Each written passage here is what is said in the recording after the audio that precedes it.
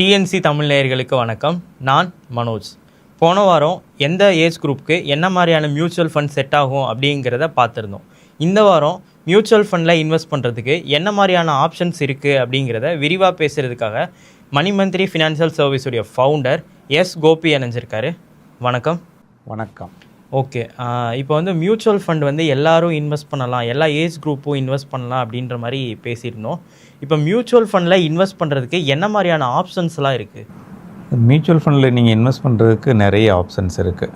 இப்போ சிலர் என்கிட்ட 1 லட்சம் ரூபாய் இருக்குது, நான் இன்றைக்கி இன்வெஸ்ட் பண்ணணும்னு சொல்கிறாங்க. அதெல்லாம் one time investment, single investments, lump sum இன்வெஸ்ட்மெண்ட்ஸ்னு சொல்லுவோம். ஒவ்வொரு டைம் இன்வெஸ்ட் பண்ணுவோம், எப்போல்லாம் பணம் இருக்கோ அப்போவே இன்வெஸ்ட் பண்ணுவோம்.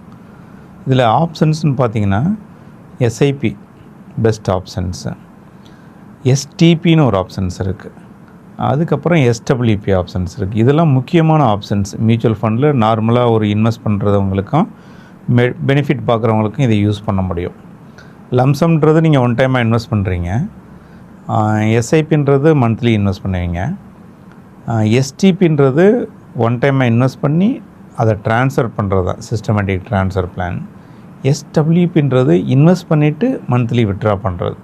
இந்த எஸ்ஐபி, எஸ்டிபி, எஸ்டபிள்யூபி இதெல்லாம் முக்கியமான ஆப்ஷன்ஸ் நீங்கள் தெரிஞ்சிக்க வேண்டியது மியூச்சுவல் ஃபண்ட்ஸில்.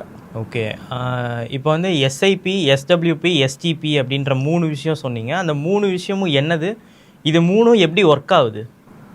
மியூச்சுவல் ஃபண்டை பொறுத்த வரைக்கும் எஸ்ஐபிங்கிறது ஒரு இன்வெஸ்ட்மெண்ட் ஆப்ஷன்.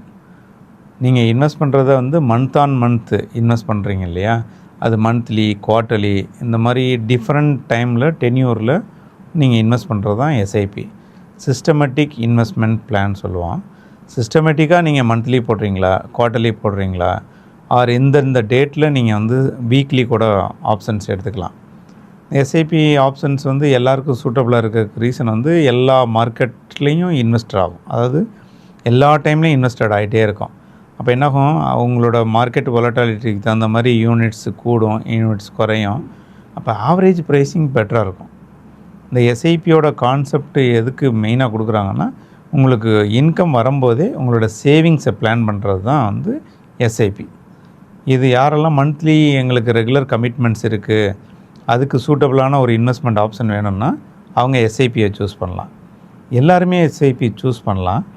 மந்த்லி சேலரி வருது, நான் ஒரு 6 மாதம் சேவிங்ஸ் பண்ணிவிட்டு மொத்தமாக நான் இன்வெஸ்ட் பண்ணுறேன் அப்படின்றது இந்த இன்வெஸ்ட்மெண்ட் ஆப்ஷனில் சூட்டபுளாக இருக்காது. எப்போல்லாம் உங்களுக்கு மந்த்லி ரெகுலர் இன்கம் வருதோ அப்போயே ஒரு போர்ஷன் ஆஃப் தி இன்வெஸ்ட்மெண்ட்ஸை எஸ்ஐபியில் மந்த் ஆன் மந்த் நீங்கள் இன்வெஸ்ட் பண்ணுறது பெஸ்ட்டாக இருக்கும். இந்த எஸ்ஐபி ரெஜிஸ்டர் பண்ணுறதுக்கு ஆன்லைன், ஆஃப்லைன் ரெண்டுமே இருக்குது. எஸ்ஐபியில் நீங்கள் பார்க்க வேண்டியது உங்களோட கன்வீனியன்ட் டேட். ஸோ இப்போ மந்த்லி எல்லா டேட்லேயுமே நீங்கள் எஸ்ஐபி பண்ண முடியும். 1 or 2 ஸ்கீம்ஸ் மட்டும் ரெஸ்ட்ரிக்டட் டேட் வச்சுருக்காங்க. ஸோ அந்த டேட்டில் மட்டும்தான் எஸ்ஐபி உங்கள் பேங்க் அக்கௌண்ட்லேருந்து டெபிட் ஆகும். இந்த எஸ்ஐபி சாட்டர்டே சண்டே கூட இப்போல்லாம் டெபிட் ஆகுது. ஸோ ரீசன்ட் ரெகுலேஷன்ஸ் கமிட்மெண்ட்டுக்கு நாங்கள் எடுப்போம் அப்படின்ற மாதிரி ஒரு கான்செப்ட் கொண்டு வந்திருக்காங்க. அதனால் எஸ்ஐபி டேட்டு நீங்கள் ஒரு 10th அப்படின்னு ஆவரேஜாக கொடுக்குறீங்க உங்களோட எஸ்ஐபியில். எவ்ரி மந்த்து 10th என்னோடய ஃபண்டை நீங்கள் டெபிட் பண்ணி இன்வெஸ்ட் பண்ணுங்கள் அப்படின்ற ஒரு இன்ஸ்ட்ரக்ஷன் தான் எஸ்ஐபி. அந்த இன்ஸ்ட்ரக்ஷனை ரெஜிஸ்டர் பண்ணுறோம். ஸோ அந்த ரெஜிஸ்டர் பண்ணதுக்கப்புறம் என்ன ஆகுனா, உங்கள் பேங்க் அக்கௌண்ட்லேருந்து ஆட்டோமேட்டிக்காக ஒரு ஃபண்டு எவ்வளோ அமௌண்ட்டு கமிட் பண்ணியிருக்கீங்களோ அந்த அமௌண்ட்டை டெபிட் பண்ணோம். சேம் டேயில் எந்த ஸ்கீமுக்காக அதை டெபிட் பண்ணுதோ அங்கே இன்வெஸ்டட் ஆகும். இதுதான் சிஸ்டமேட்டிக் இன்வெஸ்ட்மெண்ட் பிளான். ஸோ இது ஒரு ஆட்டோமேஷன். அந்த எஸ்ஐபியை இங்கேருந்து எடுத்து அங்கே இன்வெஸ்ட் பண்ணுறது. ஸோ அது எந்த டேட்டில் நீங்கள் எடுக்க சொல்கிறீங்களோ, கமிட்மெண்ட் கொடுத்துருக்கீங்களோ அந்த டேட்டில் அது டெபிட் ஆகும்.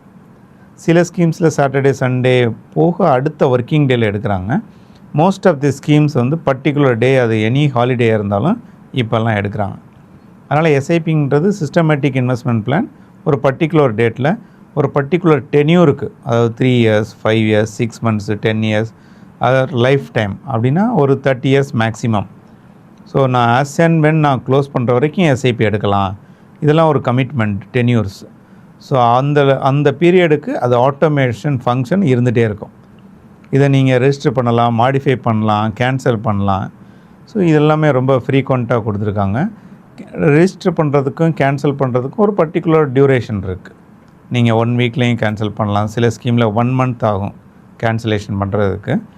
பட் ரொம்ப சிம்பிள் ஆப்ஷன்ஸாக வந்துருச்சு. இப்போ ஆன்லைனில் ரெஜிஸ்டர் பண்ணிங்கன்னா உங்களுக்கு 1 வீக்லேயே எஸ்ஐபி ரெஜிஸ்டர் ஆகிடும். இது நீங்கள் ஃபிசிக்கல் ஃபார்மேட்டில் பண்ணிங்கன்னா 1 மந்த் எடுத்துக்கிறோம் மினிமம். அதேமாதிரி அதை எஸ்ஐபியை மாடிஃபை பண்ணுறதோ ஸ்டாப் பண்ணுறதோ மேக்ஸிமம் 1 மந்த் டியூரேஷனில் ஸ்டாப் பண்ணிக்கலாம்.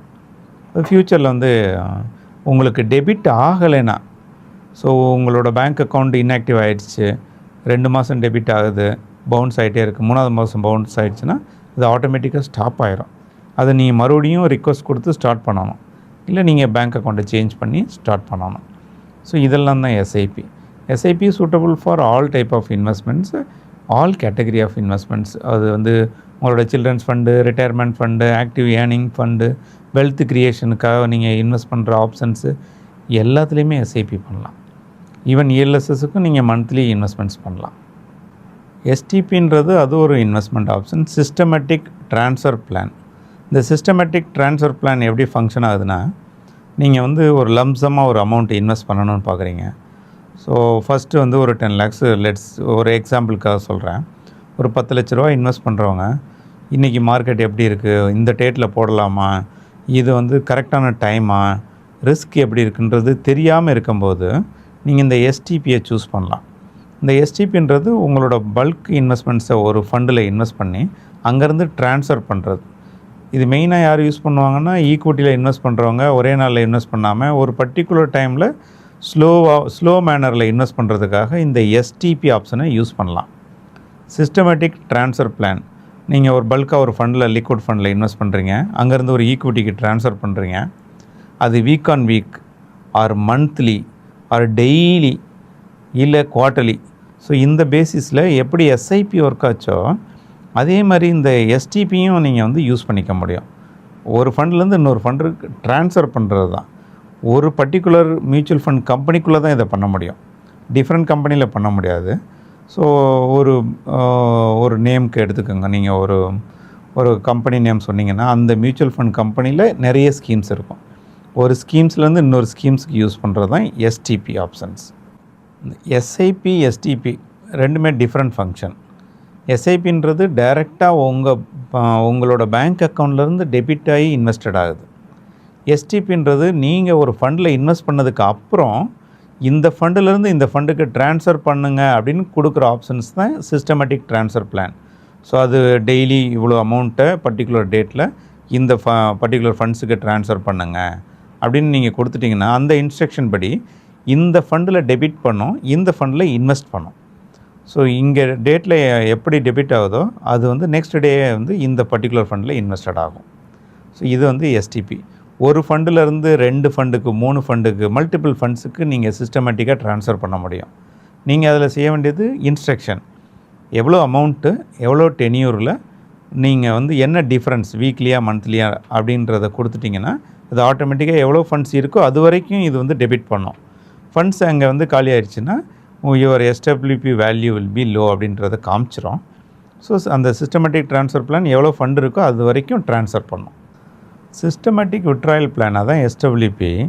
சிஸ்டமேட்டிக் விட்ராயல் பிளான் வந்து நீங்கள் இன்வெஸ்ட் பண்ணின பணத்தை எப்படி விட்ரா பண்ணுறது, இன்வெஸ்ட்மெண்ட்ஸ் வந்து நீங்கள் எப்படி பண்ணலான்னு பார்த்தீங்க த்ரூ எஸ்ஐபி, எஸ்டிபியில் லம்சமாக, இதெல்லாம் இன்வெஸ்ட்மெண்ட் ஆப்ஷன்ஸ். எஸ்டபிள்யூபின்றது டோட்டலி டிஃப்ரெண்ட். நீங்கள் இன்வெஸ்ட் பண்ண பணத்தை சிஸ்டமேட்டிக்காக எப்படி விட்ரா பண்ணுறது, இது நிறைய கான்செப்ட்டுக்கு யூஸ் ஆகும் எஸ்டபிள்யூபின்றது.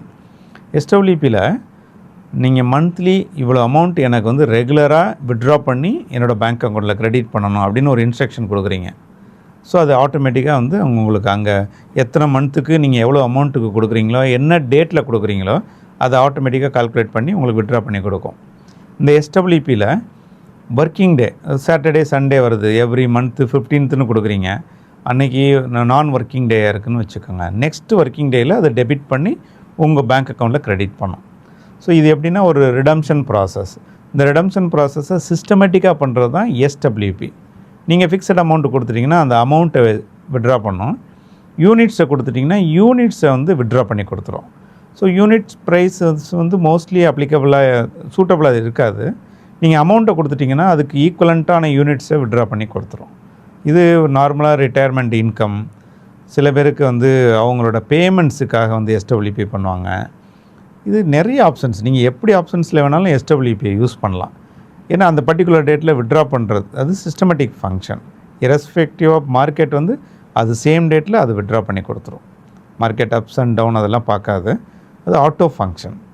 Systematic investment plan, systematic transfer plan, systematic withdrawal plan, இது மூணுமே டிஃப்ரெண்ட் ஃபங்க்ஷன்ஸ்.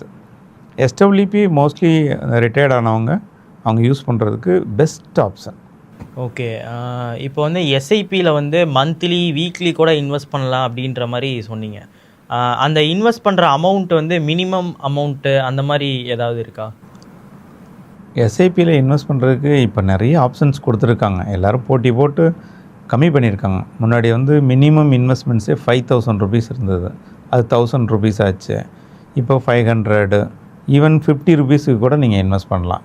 அது monthly, daily, weekly. Monthly 50 rupees invest பண்ணுறதுக்கு ஆப்ஷன்ஸ் வந்து இந்தியாவில் வந்து இவ்வளோ சீப்பராக நம்ம இன்வெஸ்ட் பண்ணுறதுக்கு ஆப்ஷன்ஸ் கொடுத்துருக்காங்கன்னா எல்லோரும் யூஸ் பண்ணணுங்கிறக்காண்டி தான் கொடுத்துருக்காங்க.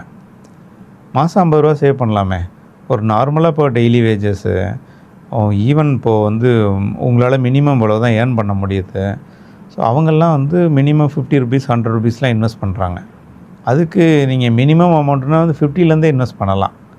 ஆவரேஜாக 1000 ருபீஸ்ன்றது கால்குலேட் பண்ணுறதுக்கு கரெக்டாக இருக்கும். என்னால் 1000 ருபீஸ் பண்ண முடியாது, ஒரு 4 ஸ்கீமில் 50 ருபீஸ் 200 நான் பண்ணுறேன், தாராளமாக இன்வெஸ்ட் பண்ணலாம். 50 ருபீஸ்லேருந்து நீங்கள் இன்வெஸ்ட் பண்ண முடியும்.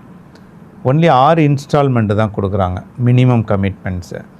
ஸோ உங்களால் வந்து இந்த மாதம் நம்ம ஸ்டார்ட் பண்ணுறோம், நெக்ஸ்ட் மந்த் நம்மளால் பேமெண்ட் பண்ண முடியல, என்னோடய கமிட்மெண்ட்டில் ஃபுல்லாக ஒரு 10,000 பண்ணுறேன்னா 10,000 பண்ண முடியல, நான் ரெடியூஸ் பண்ணணும், I am getting more salary, நான் கொஞ்சம் இன்க்ரீஸ் பண்ணலாமா, எல்லாம் ஃப்ளெக்சிபிளாக இருக்குது. ஒரு 1 மந்த் நோட்டீஸில் நீங்கள் மாற்றிக்க முடியும். மேக்ஸிமம் அந்த ஒரு 1 மந்த்துக்கு முன்னாடி நீங்கள் டிசைட் பண்ணுறது தான். ஸ்டாப் பண்ணுறது, மாடிஃபை பண்ணுறது, இன்க்ரீஸ் பண்ணுறது, டிக்ரீஸ் பண்ணுறதுலாம் ரொம்ப கிளியராக இருக்குது. மியூச்சுவல் ஃபண்டை பொறுத்த வரைக்கும் நீங்கள் எவ்வளோ அமௌண்ட் இன்வெஸ்ட் பண்ணணுமோ அந்த கமிட்மெண்ட்டு தான். அந்த கமிட்மெண்ட்டை சேஞ்ச் பண்ணுறதுக்கு 5 வருஷம் கொடுத்துட்டோம், 5 வருஷம் கழித்து தான் பண்ண முடியும் அப்படின்லாம் கிடையாது. நெக்ஸ்ட் மந்த்தே நீங்கள் வந்து சேஞ்சஸ் பண்ணிக்கலாம், ஸ்டாப் பண்ணிக்கலாம், மாடிஃபை பண்ணலாம்.